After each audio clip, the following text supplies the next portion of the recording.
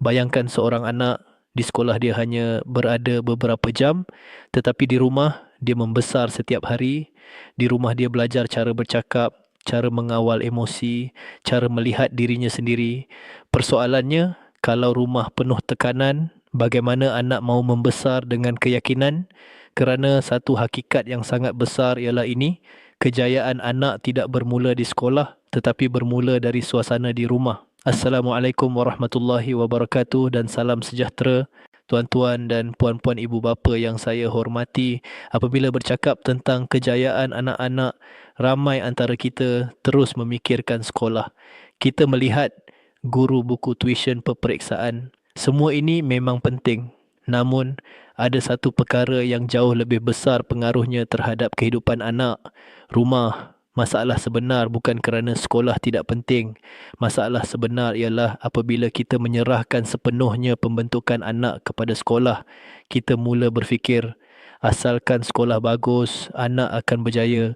Sedangkan hakikatnya, anak menghabiskan sebahagian besar kehidupan mereka di rumah. Di rumah mereka belajar cara bercakap, cara mengurus emosi, cara menghadapi masalah, cara menghormati orang lain. Masalah sebenar ialah apabila rumah tidak menjadi tempat yang membina. Ada rumah yang penuh dengan jeritan tekanan pergaduhan, kurang komunikasi, anak mungkin diam, tetapi emosi mereka sedang menyerap semua itu. Lebih membimbangkan, ramai ibu bapa terlalu sibuk mengejar kejayaan luar hingga terlupa membina suasana dalaman rumah. Masalah sebenar ialah apabila rumah kehilangan fungsi sebagai tempat pendidikan pertama anak. Mari kita fahami satu prinsip penting dalam keibubapaan. Rumah adalah asas pembentukan karakter anak. Satu, suasana rumah membentuk emosi. Anak rumah yang tenang melahirkan anak yang lebih stabil, positif, melahirkan anak yang lebih yakin, penuh kasih sayang, melahirkan anak yang lebih bahagia, anak memerlukan tempat yang memberi rasa selamat. Dua, ibu bapa adalah guru pertama. Sebelum anak mengenal guru di sekolah, mereka terlebih dahulu belajar daripada ibu bapa. Mereka melihat cara ibu bapa bercakap, cara ibu bapa menyelesaikan masalah, cara ibu bapa melayan orang lain. Semua ini membentuk karakter mereka. Tiga, kejayaan akademik. Bermula dari kesejahteraan emosi anak yang bahagia dihargai disokong akan lebih mudah fokus dan berjaya dalam pelajaran. Tetapi anak yang tertekan di rumah sering membawa beban emosi ke sekolah. Saya ingin berkongsi satu kisah. Seorang anak hidup dalam rumah yang penuh tekanan. Setiap hari dia mendengar pergaduhan. Dia takut untuk bercakap, takut melakukan kesilapan. Di sekolah, dia menjadi pendiam, kurang yakin. Prestasinya merosot bukan kerana dia tidak bijak, tetapi kerana emosinya terlalu letih.